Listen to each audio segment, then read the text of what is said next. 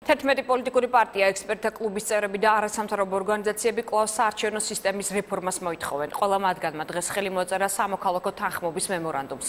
მემორანდუმში ნათქვამია, რომ არსებული საარჩევნო სისტემა ვერ უზრუნველყოფს ამორჩეულთა ნებას. პროპორციულად ასახვას მანდატებში დიდია ამორჩეულთა დაკარგული ხმების რაოდენობა და არ არის დაცული ერთი ხმის ანაბრობის პრინციპი.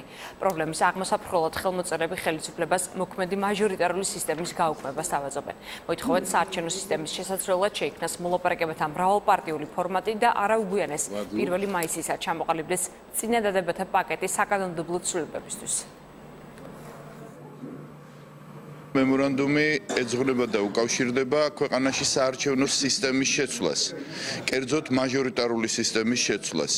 ჩვენ ამ მემორანდუმით მოვითხოვთ ერთის მხრივ, როგორც უკვე აღნიშნე, სისტემის შეცვლას, მეორეს მხრივ მოვითხოვთ იმ პრინციპების აღიარებას, რომელიც საერთაშორისო ორგანიზაციების მიერ არის რეკომენდირებული, რაც ნიშნავს მანდატისა და მიღებული ხმების თანაბრობას, ერთი ხმის წონის თანაბრობას. ძალიან მნიშვნელოვანია ზუსტად ეხლა დაიწყოს ამ რეფორმაზე მუშაობა. მნიშვნელოვანია, რომ შეიცვალოს ეს უსამართლო საარჩევნო სისტემა და იმ შემთხვევაში, თუ კი ეს სისტემა არ შეიცვლება, ჩვენ ვფიქრობთ, რომ ეს იქნება გამიზნულად გაკეთებული იმის გამო, რომ მართლ კოალიციას ეშინია, რომ იგი ვერ მოიგებს ამ არჩევნებს. ჩვენ პარლამენტარებს ბევრად უფრო სერიოზული პრობლემები აწუხებთ ხოლმე ვიდრე საარჩევნო კოდექსი.